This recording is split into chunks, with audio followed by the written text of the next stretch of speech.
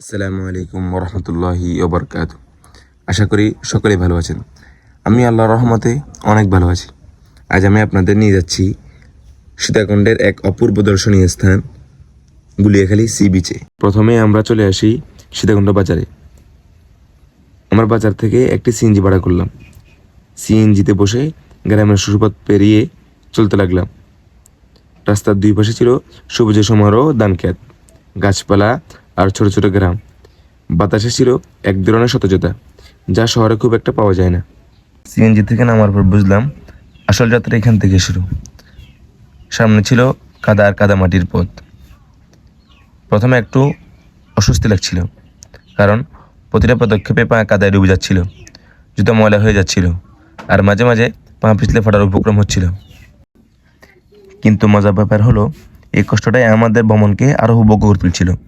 আমরা একে অপরকে টেনে তুলছিলাম। কেউ মজা করে কাদা ছুটে দিচ্ছিল, আবার কেউ হাসতে হাসতে পথ চলছিল। শেষ মুহূর্তগুলো সত্যিই অমূল্য ছিল। প্রায় কিছু দূর হাঁটার পর হঠাৎ করে সামনে থেকে ভেসে আসলো সমুদ্রের গর্জন। যত এগিয়ে যাচ্ছিলাম শব্দটা ততই জোরালো হচ্ছিল, আর একটু পরে চোখের সামনে হাজির হলো সেই বিশাল সমুদ্র। গুলিয়াখালী সি বিচকে আলাদা করে তুলছে এর ভিন্নধর্মী প্রকৃতি। অন্য সৈকতের মতো শুধু ভালো নয়, এখানে রয়েছে সবুজ গাছ আর ছড়িয়ে থাকা কেওড়া গাছ। সমুদ্রের পাশে দেখা যায় জলাবদ্ধ জমি, যেখানে ছোট ছোট খাল বয়ে গেছে। জোয়ারের সময় সমুদ্রের পানি এসে সেই জমিতে মিশে যায়। তখন পুরো পরিবেশটা আর রূপকথার মতো মনে হয়। ভ্রমণের আসল আনন্দ আসলে সঙ্গীতের সাথে ভাগাভাগি করে নেওয়াতেই। আমরা একসাথে অনেক ছবি তুললাম, হাসাহাসি করলাম, কেউ ক্লান্ত হয়ে বসে গেল, আবার কেউ দৌড়াদৌড়ি করতে লাগলো।